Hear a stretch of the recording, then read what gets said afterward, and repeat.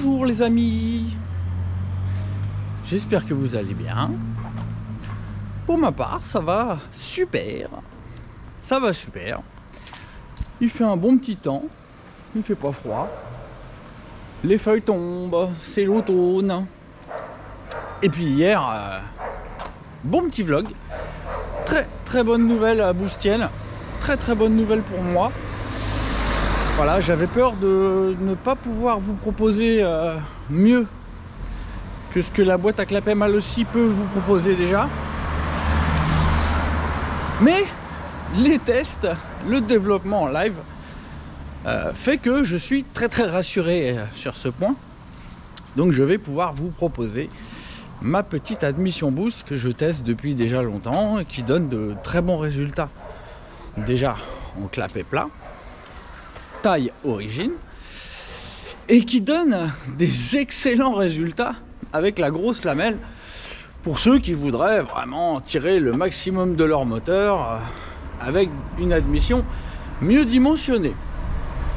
Donc voilà, donc on a testé ce petit clapet plat large, donc un petit peu plus large que des clapets de machine à boîte, donne de très bons résultats. On dirait que c'est un petit poilichon mieux que la boîte à clapet même, alors que excusez-moi, j'ai le tarin qui gratte. D'ailleurs au fait il y a un petit Stradivario qui part, je dois aller voir mon pote Brahim. Donc voilà, donc cette petite admission très discrète qui permet d'utiliser un petit carbu PHBG dans l'alignement du moteur, donc semble être vraiment la meilleure des solutions pour la très grande majorité d'entre vous, étant donné qu'évidemment mettre un gros carbu de 28 ou de 30, 32 sur le côté, bah déjà c'est très bruyant parce qu'on l'entend beaucoup plus que quand c'est sous le cadre, voire même sous l'écarteur moteur, et en plus c'est vraiment pas discret, hein. Quand les flics ils vous arrêtent avec ça bah vous êtes pas bien, hein. Alors qu'un petit PHBG, ça peut être un 21, ça peut être un 15, c'est discretos. Et puis avec l'écarteur moteur, éventuellement même un filtre mal aussi que je déconseille à tout le monde parce qu'il enrichit gravement la carburation et donc ça bride fortement le débit. Et ben on est très discret. Donc voilà, donc je suis très content pour vous et pour moi parce que je vais pouvoir vous proposer vraiment une solution qui a énormément d'avantages. Donc cette petite admission de départ va vous permettre d'exploiter déjà des cylindres sympas en 70 et éventuellement, si vous voulez beaucoup plus de puissance, bah, vous pourrez passer à des cylindres plus méchants avec l'admission large et les carters qui seront préparés pour aller avec. Je proposerai éventuellement par la suite des carters avec l'admission ouverte pour la grosse lamelle et donc la pipe d'admission qui sera déjà prête à accueillir une grosse lamelle. Enfin bon, on n'en est pas là, mais si vous en êtes là, c'est que le futur vous intéresse et on est en plein en train de le préparer. Donc voilà, bon, je vais livrer le petit Stradivariator à mon ami Brahim et puis je vous reprends au box et puis je vous explique ce qu'on va faire. Allez, à tout de suite. Bon, je vous reprends à la sortie de Mondial Relay. Voilà.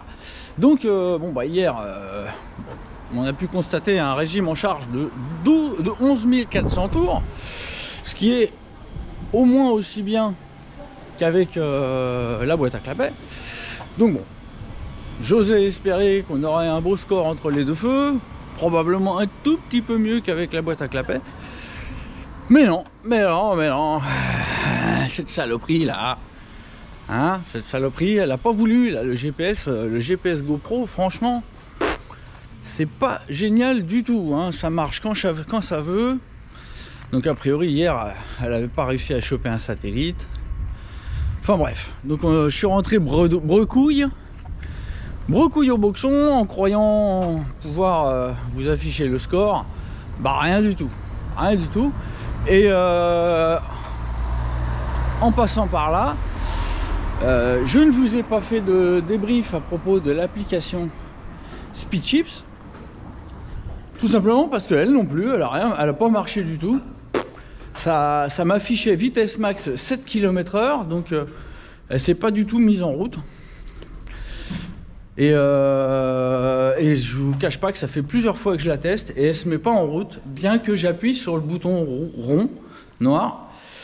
Et par contre, quand je suis à pied, hein, si je cours, j'arrive à afficher la vitesse où je cours.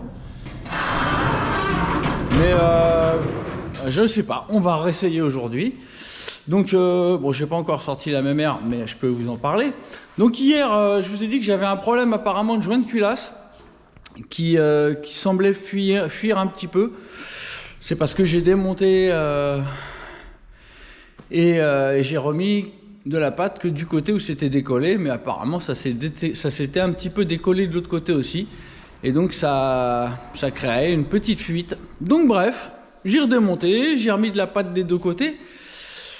Même si c'est pas de la super pâte, donc j'en ai recommandé un tube de Facom Grise moteur. Donc je l'attends avec impatience, mais bon, j'espère que ça va tenir comme ça. Donc là, j'ai remonté le joint de calus dans les règles de l'art. J'ai même bien laissé sécher la pâte parce que voilà, ça a séché toute la nuit. Et j'ai encore fait une petite modif, c'est que j'ai remis l'ajout mobile en alu. Bah oui, comme j'ai récupéré mon admission plate, maintenant le carbu ne tape plus dans le cadre. Donc je suis plus embêté. Je l'ai remise. Par contre, j'ai monté une nouvelle courroie. J'ai mis une courroie Polini hein, que j'ai dans mon stock. Voilà, juste pour la tester et voir ce que ça va donner. Donc probablement qu'on va être plus léger qu'hier en variateur. Comme je vous l'ai expliqué, l'ajout mobile a moins d'angle que l'ajout mobile alu a moins d'angle que l'ajout d'origine. Elle est plus droite. Et donc, le variateur a plus de mal à faire monter la courroie. Donc quand j'avais monté l'ajout mobile origine, j'avais un petit peu allégé en retirant les rondelles qui étaient sous les gros poids Polini, donc les petites rondelles de 6. Et j'avais obtenu donc le même régime qu'avec l'ajout aluminium. Mais là, je fais le pas inverse, c'est-à-dire que là, je repasse de l'ajout origine à l'ajout aluminium, mais je ne remets pas les rondelles. Donc, je vais être un peu plus léger qu'hier. Alors, hier, on a pu constater des régimes en charge de 11 300, 11 400, voire 11 500. Bah écoutez, aujourd'hui, il est probable qu'on arrive vers les 12 000. Donc, bon, on verra. On verra ce que ça donne au score. En tout cas, il semblait, quand j'ai fait les tests avec la boîte à clapet allégée, au niveau du vario, il semblait que ça puisse être positif d'alléger un tout petit peu. J'avais trop allégé en retirant les petits poids. J'arrivais jusqu'à 12 700 et donc ça allait plus du tout. Voilà. Donc les poteaux, je sors la nénette et puis on va tester ça. Ouais, ou alors on va se la faire tourner un petit coup. Ouais, on va se la faire chauffouiller un petit coup. Allez, à tout de suite. Bon, voilà, la Starlet est sortie. Donc, comme je vous ai dit, retour de l'ajout mobile aluminium. Par contre, pas de retour des rondelles sous les gros poids, là. Voilà. Donc, en principe, on risque de prendre, je pense, vers les 12 000 en charge. On verra. Bon, bref, voilà, donc la pâte à joint elle a bien chassé. On met le starter, on ouvre la essence. Donc, ouais, ce que je vais faire, c'est que je vais bien regarder que le carbu ne touche nulle part, parce que maintenant la courroie, maintenant avec l'ajout, ça va monter plus haut. Donc on va vérifier ça ensemble.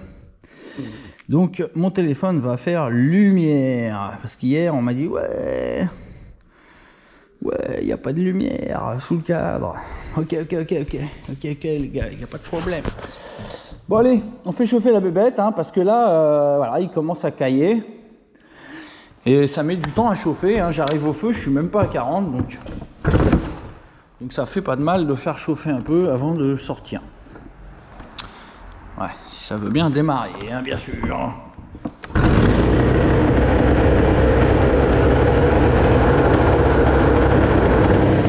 Alors, déjà, je vais regarder si le niveau de flotte est descendu depuis hier. Ça sera déjà pas mal. Ça n'a pas bougé. Ça n'a pas bougé. Il n'y a pas de bulle. Ah, il y a une petite bulle. Mais bon, ça c'est parce qu'évidemment, je viens de... Enfin, normal, il y a des bulles dans le circuit, donc avec les vibrations, ça les fait remonter.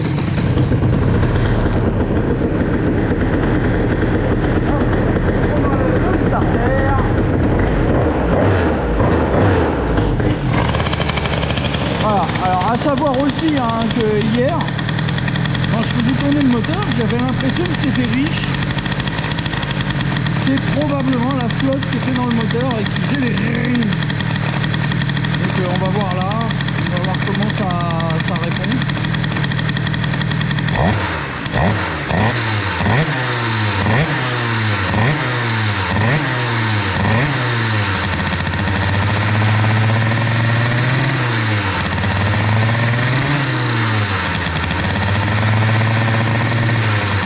Là, on peut voir le carbu bouge.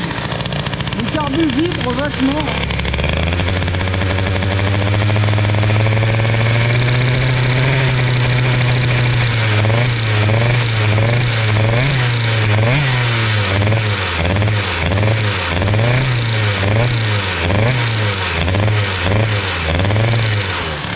Ouais, je voulais vous faire de la lumière, mais bah, j'ai toujours pas de troisième bras, donc je peux pas accélérer et en même temps, ah, peut-être. Attendez, je vais essayer de voir si madame vient de pas caler. Peut-être qu'en vous posant sur le genou. Ah, c'est chaud, c'est chaud. Voilà, je vous pose sur le genou. Et vous allez voir comment réagit le carbu. Vous allez voir, ça bouge.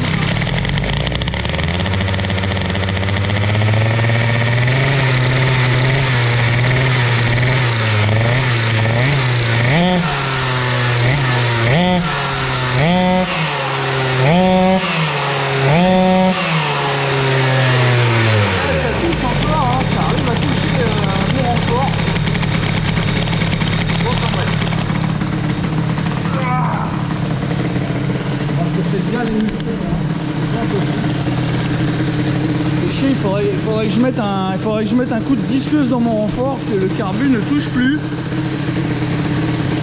Là quand même ça touche hein.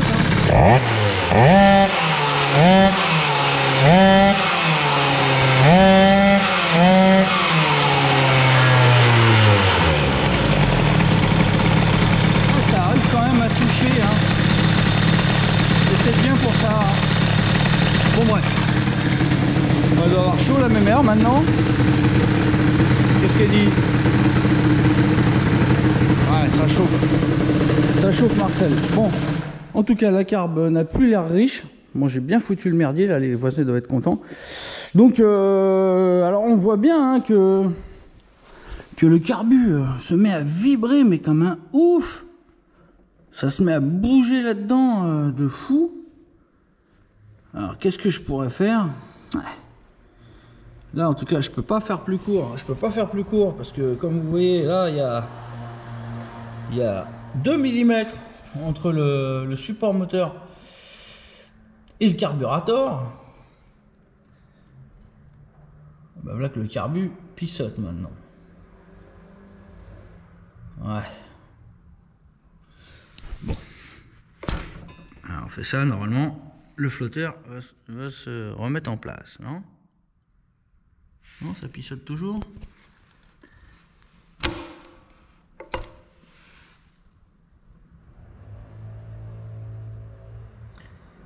Pissote toujours cette saloperie. Bon, je vais lui mettre un coup de tournevis. Je l'aime bien ce carbu de 21, hein. Je l'aime bien. Mais bon, ça me casse un peu les couilles. Ça pisse, ça pisse. Ah, normalement là le flotteur il est juste décoincé. quand même.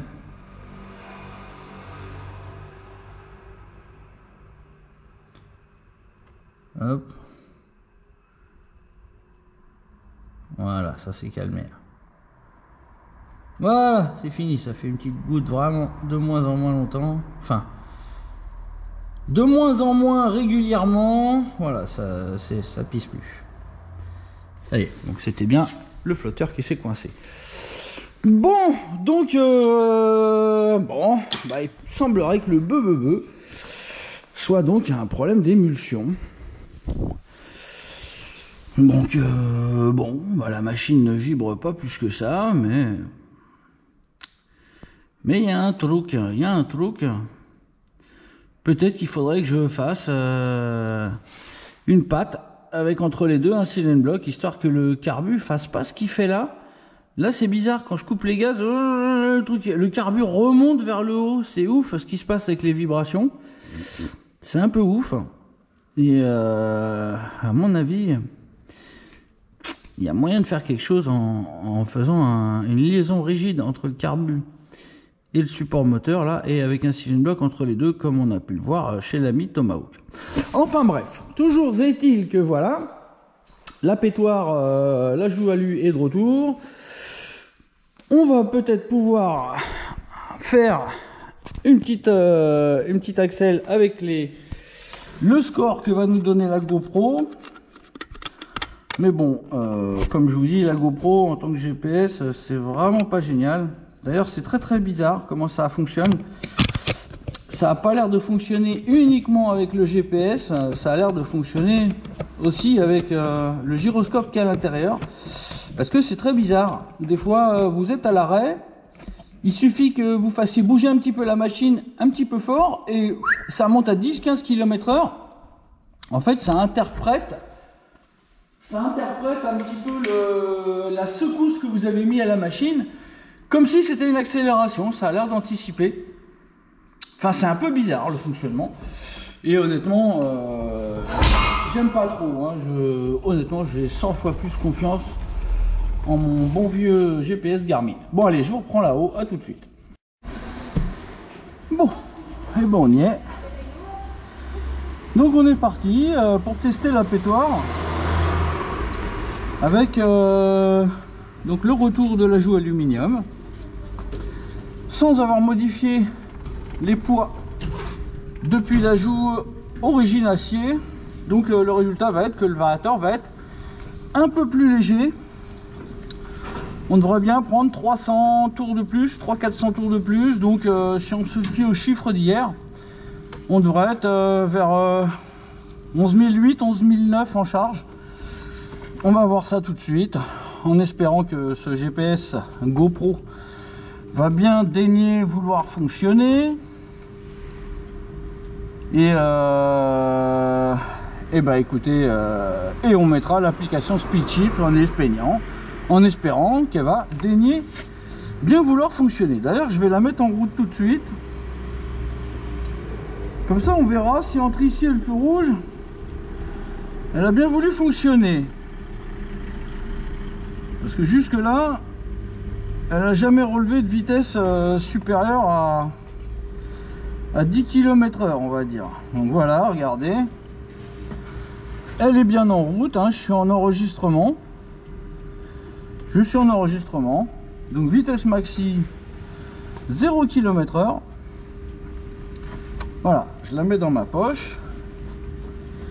Et en arrivant au feu rouge, et ben on va vérifier déjà pour commencer. Allez, en route.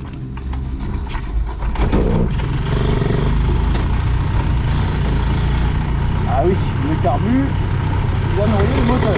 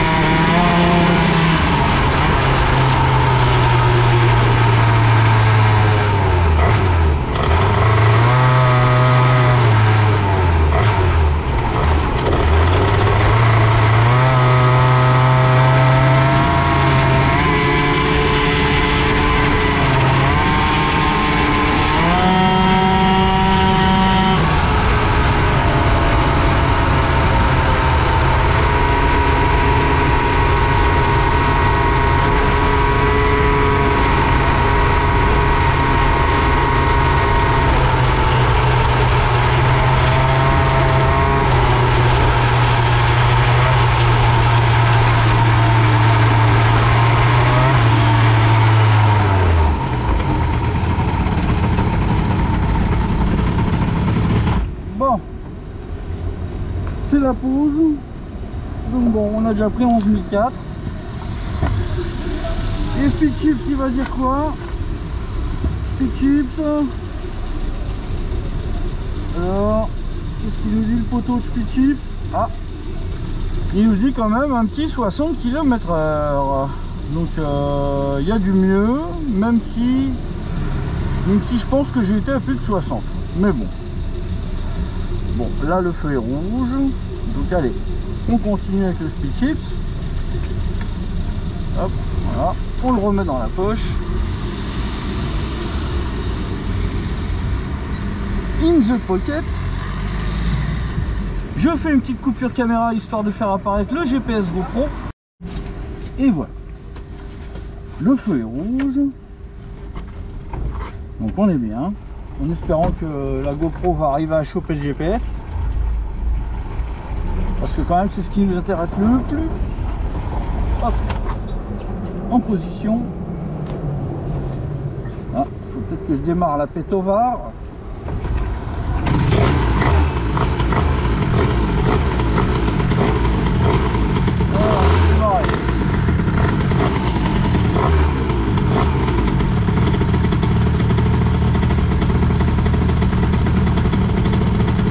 Pas trop de monde, ça serait pas mal, sauf que là il y a un bus sur la voie, donc ça me fait chier.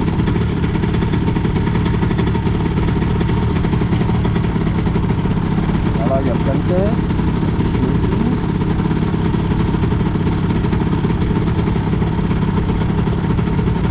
Voilà, il y a plein de bagnoles.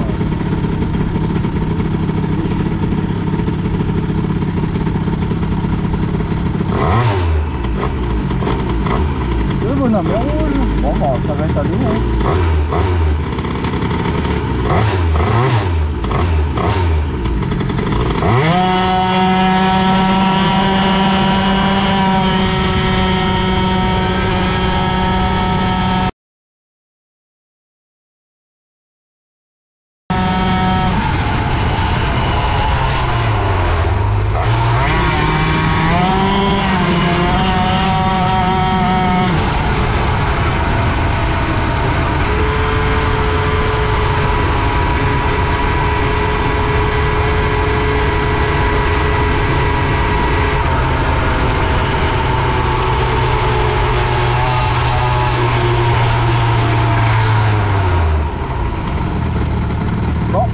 pas du tout ce que va nous dire le GPS. Allez, coupure, et c'est reparti.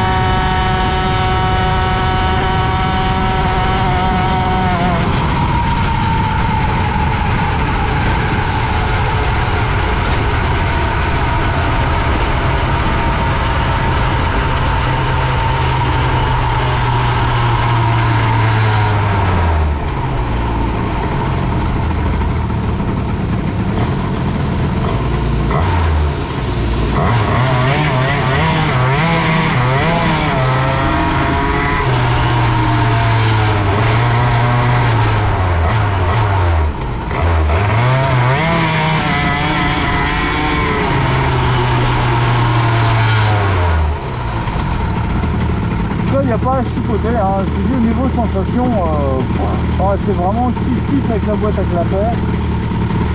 Vraiment kiff, hein. C'est pareil. Après, je sais pas ce que dira le GPS, s'il veut bien dire quelque chose, on verra bien.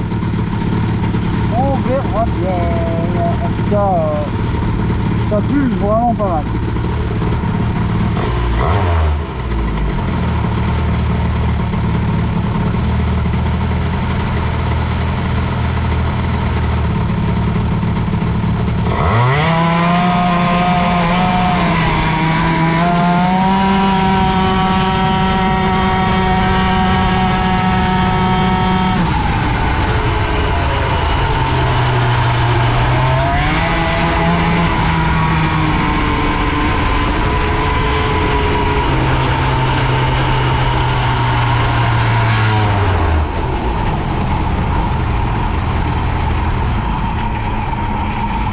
Bon, bah 11 007, hein, donc ouais, bon, dimanche. Bah, on est à peu près au même régime qu'avant. Bon, j'ai pu voir 11 600 en charge, donc quand même ça a l'air un tout petit poil plus léger. Mais bon, faut savoir que j'ai changé la courroie et puis j'ai changé la joue mobile, hein, donc. Mais voilà, c'est un tout petit peu plus léger apparemment. Mais bon, cette courroie Polini n'a pas l'air mal. Elle fait le job. Voilà les poteaux. Bon bah écoutez, allez, je vous reprends en bas pour le débriefing. À tout de suite. Dévissage, dévissage, dévissage, dévissage, dévissage, dévissage. Et débriefage. Bon bah écoutez, je ne sais pas. Je sais pas ce que ça a donné au niveau du GPS, hein, on va voir. En tout cas au niveau de la variation. Bon, je pensais être un petit peu plus léger que ça. Bon, il semblerait que ce soit un peu plus léger quand même. Mais bon, disons que c'est un peu plus léger, mais ça marche quand même. Alors, là, je suis en train de regarder le Speed Chips. Donc, le Speed Chips a bien voulu me donner des résultats. Donc, écoutez, a priori, j'aurais pris que 93. Bon, maintenant, c'est ce qu'il dit. Bon, faut dire qu'il y avait un bus dans la voie où normalement je freine, hein, donc j'ai dû vraiment freiner très tôt. Il me dit 0,90 en 6 secondes 5, donc bah écoutez, a priori il y a de grandes chances qu'une seconde et demie plus tard on soit à 100, donc bah écoutez, ça tient à peu près la route. Sauf que une seconde entre 70 et 90. Ça me paraît un petit peu bizarre. Bon, enfin bref. Bon, bah, pour ce coup-ci, ça semble avoir fonctionné. Mais alors, il faut que je l'allume en partant de chez moi. Hein. Ok, bon. Ok. Ouais. Bon. 93. Bon, peut-être, je sais pas. On verra ce que dira la GoPro. En tout cas, c'est sûr que j'ai dû freiner tôt, sinon je m'emplafonnais un bus, hein, donc c'est pas top. Bon, bref, bah écoutez, ça marche toujours nickel. Sauf que j'ai encore une mauvaise nouvelle. Alors, soit il y avait encore des bulles dans le circuit, mais voilà, ça recavite. Donc, soit il y avait des bulles dans le circuit, soit la pâte à joint que j'ai utilisée, qui n'est pas celle que j'avais utilisée à la base et qui est très efficace, et ben cette pâte à joint, a priori, elle n'a pas fait le job. Mais bon, je vais voir quand même. Je vais essayer de vider les bulles qui sont dans le circuit. On verra si ça recommence. Si ça recommence, bah, c'est que le joint n'est pas étanche. Allez, je vous reprends tout de suite parce qu'il y a du monde. Bon les go, voilà, on est enfin seul. Donc bah, j'ai purgé les bulles d'air, hein, écoutez. C'est vraiment propre de chez propre. Il y a des micro-bulles. Bref, on va essayer de démarrer la pétoire et on va voir ce qui se passe au niveau du bocal. On va voir s'il y a des bulles qui remontent ou pas. Mais ça m'énerve. Alors entre le beu et puis le joint de culasse qui semble ne pas être étanche, c'est chiant. Mais bon, de l'autre côté, il y a l'admission plate qui va super bien, donc ça va.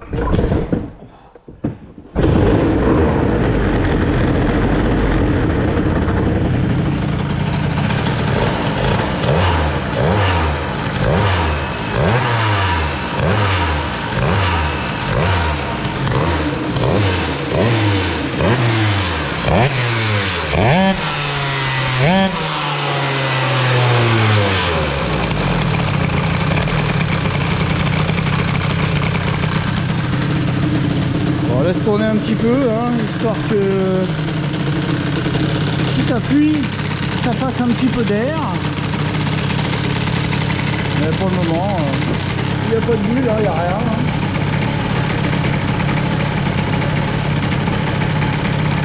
Pour le moment, ça a l'air pas mal. Bon, enfin bref, une bonne. Bon, allez, je cut.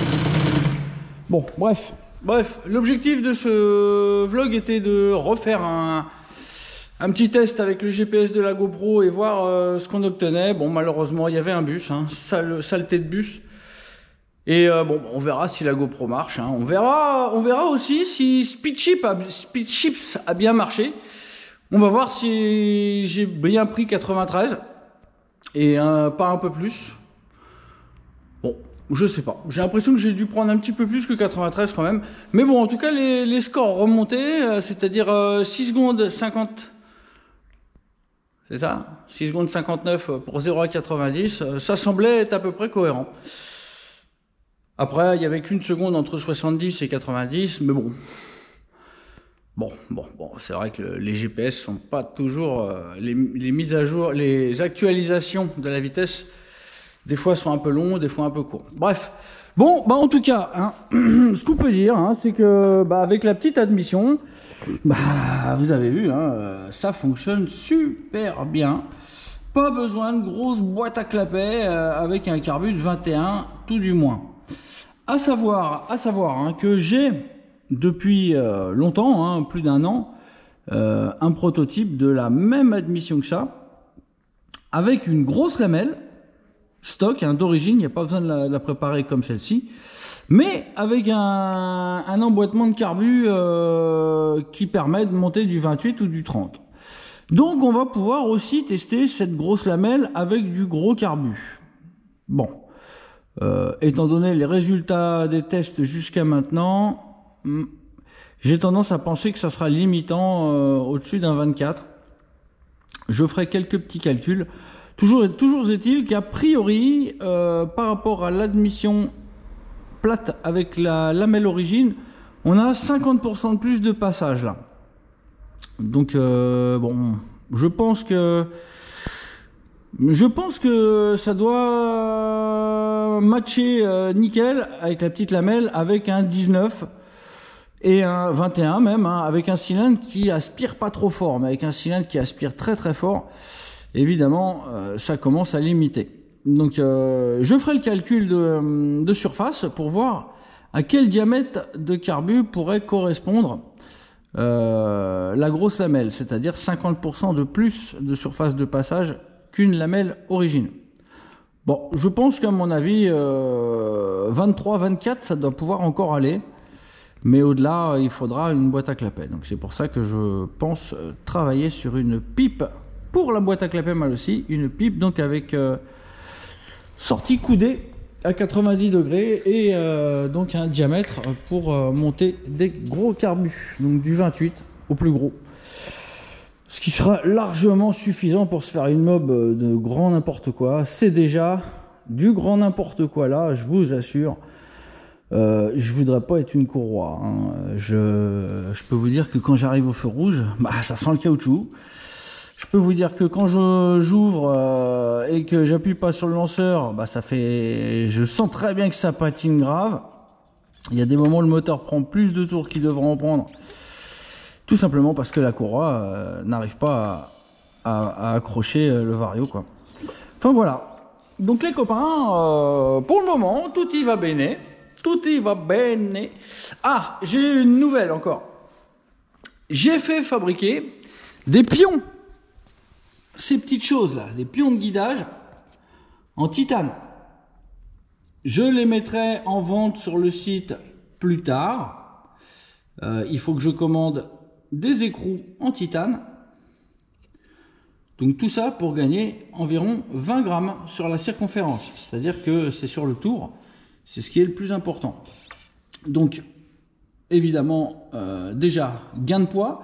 Et deuxièmement, les pièces qui sont sur la circonférence subissent une force centrifuge qui est assez monstrueuse. Et donc voilà, on pourra, en théorie, avec ces pions-là, il y a forcément une limite physique, un régime limite, qui fait que comme le pion est long comme ça, il a tendance à vouloir partir comme ça. Vous voyez, l'effet gyroscopique tire sur l'aluminium et donc il y a forcément un régime où ça cassera, ici, où ça cassera. Tout ça, ça va casser. Donc on ne sait pas à quel régime encore. Mais il y a forcément un régime où ça arrivera. Il faut savoir qu'avec les pions en titane, donc qui seront 2 fois plus légers que ceux-là, pareil pour l'écrou, le problème sera forcément repoussé. Donc là, pour le moment, moi j'ai testé le variateur jusqu'à 14 000 tours, j'ai pas eu de problème. Mais c'est pas une raison. C'est pas une raison, donc moi je travaille à améliorer encore mes pièces, donc je viens de faire fabriquer 100 pions comme ça en titane. Donc ça, ce sera évidemment pour les amateurs de ultra haute performance et de ultra haut régime aussi. Donc pour le moment je les mets pas en vente sur le site. Je vais déjà me trouver des écrous et des petites rondelles en titane aussi si je peux trouver. Par la suite, peut-être que je ferai fabriquer des écrous en titane. Peut-être que je ferai fabriquer un canon en titane. Peut-être, c'est même pas peut-être, je vais faire aussi fabriquer une bague de friction pour la joue mobile en titane. Je veux essayer de voir quelle est la résistance d'une bague de friction en titane dans mon Vario. Parce que comme je l'ai déjà expliqué, du fait du petit diamètre de canon et de la grandeur des joues, évidemment, il y a, quand la courroie est tout en haut, au centre, la bague souffre beaucoup parce qu'il y a un grand bras de levier. Et donc, je travaille à améliorer la résistance de mes pièces. Voilà, je veux que mes pièces soient parfaites et inégalable. Voilà pour ce blabla. Sinon, petite chose encore. Je suis actuellement en train de travailler sur une cloche d'embrayage modifiée par mon ami Stéphane Leland. Vous allez voir, elle va faire apparition dans les jours qui viennent. Vous allez voir, c'est magnifique. C'est magnifique. Donc il y a ici un espèce de moyeu rifté et on a des grosses ouvertures. Donc il y a un gros gain de poids. Voilà les potos. Je pense que je vous ai fait un blabla assez balèze pour aujourd'hui. On en a déjà perdu quelques-uns. Voilà, écoutez, je sais pas sur quoi je vais travailler dans les prochains vlogs, mais je cherche, voilà. Mais en tout cas, jusque-là, tout se présente très très bien. Et d'ailleurs, les Carter se rapprochent méchamment. Salut les potos, à bientôt, et n'oubliez pas le petit clic. Allez, tchuss.